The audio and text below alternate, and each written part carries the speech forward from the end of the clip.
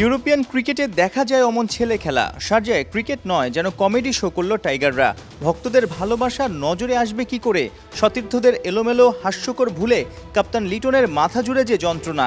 শরীফুল হৃদয়দের বাজে fielding, yorker দিতে গিয়ে ফুলটস ডেলিভারিতে দলের 12টাই বাজিয়েছেন তানজিম সাকিব।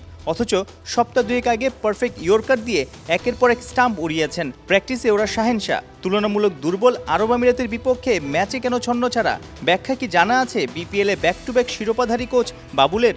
6টা বল আসছে, 6 মারার বল আমরা 3টা মারতে পারতেছি, আর 3টা মারতে পারতেছি না।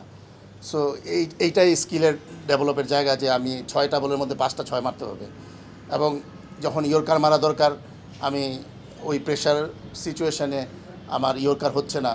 হ্যাঁ, সো আমি বলবো যে স্কিল ডেভেলপ করার জন্য যত রকম ফ্যাসিলিটিস দরকার, সেই জন্য বেশি বেশি ম্যাচ খেলা, হোম অ্যান্ড অ্যাওয়ে, বাইরে সবার সাথে সবার ম্যাচ খেলা, এরকম ম্যাচই বেশি খেলতে হবে। তখনই আপনি ওই পরিবেশটা তৈরি হবে। প্র্যাকটিসে আপনি অনেক ইয়র্কার মারলেন, অনেক 6 মারলেন, হ্যাঁ, কিন্তু যে এইটাও একটা পরিবেশ। আবার যখন ম্যাচে খেলতে যাবেন তখন একটা প্রেশার ক্রিয়েট হয়, সেইটা অ্যাডাপ্ট করার জন্য ম্যাচ খেলতে হবে। সো তখন আপনি এই স্কিলগুলো ডেভেলপ হবে। দেশে বিদেশে জাতীয় দলের জার্সিতে কিংবা ফ্র্যাঞ্চাইজি ক্রিকেটে ম্যাচ তো আর কম খেলছে না বাংলার ক্রিকেটাররা। তবুও কেন বাড়ছে না স্কিল?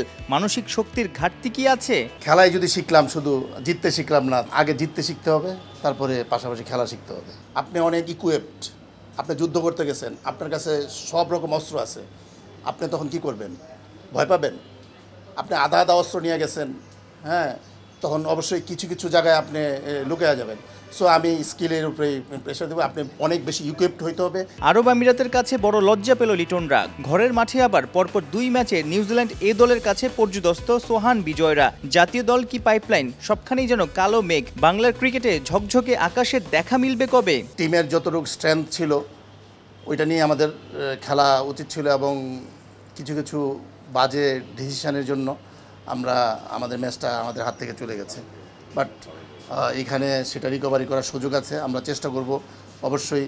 যেটা এখানে ড্র করলে তো আমরা সিরিজ হেরে যাব আমরা। সো আমাদের আপ্রাণ চেষ্টা থাকবে ম্যাচ জেতার।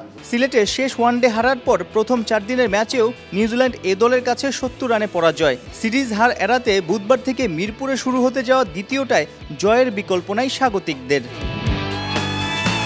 সাইফুর রূপক, 71।